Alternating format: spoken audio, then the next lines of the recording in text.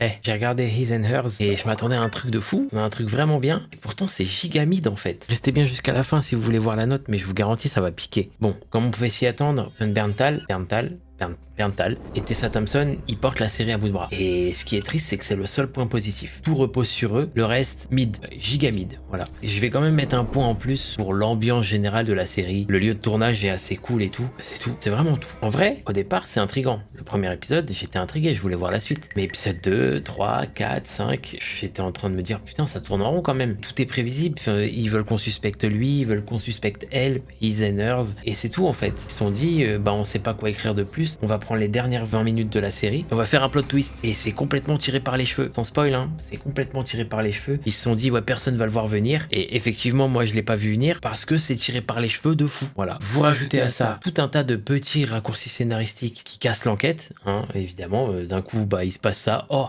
magie, pas d'explication, magie, et des scènes de cul de partout, qui ne servent strictement à rien au scénario, ni à l'enquête, à part peut-être une pour le développement des personnages, mais elle dure bien trop longtemps. Vraiment, si je veux voir des scènes de cul aussi longues, je vais pas sur Netflix, je vais autre part. Vraiment, ça casse tout. Vraiment, ça m'a tout cassé. Pas que les scènes de cul, évidemment, mais tous les petits raccourcis, le fait que ça tourne en rond, vraiment à chier. Enfin bref, moi je suis déçu, je trouve que c'est du gâchis. Ça aurait pu être un vrai banger, et en vrai, c'est pas ouf du tout. Pour moi, c'est un très gros 9 sur 20, parce que je dis très gros parce que ça aurait pu être moins, et j'ai décidé d'être gentil et pas être aigri, mais c'est quand même un 9 sur 20. Et vous là, vous lui auriez mis quelle note à la série? Vous en avez pensé quoi au global même? Et surtout, vu que je me sens un peu floué, un peu arnaqué, proposez-moi des vraies séries dans le même genre pour relever le niveau dans les commentaires là, s'il vous plaît.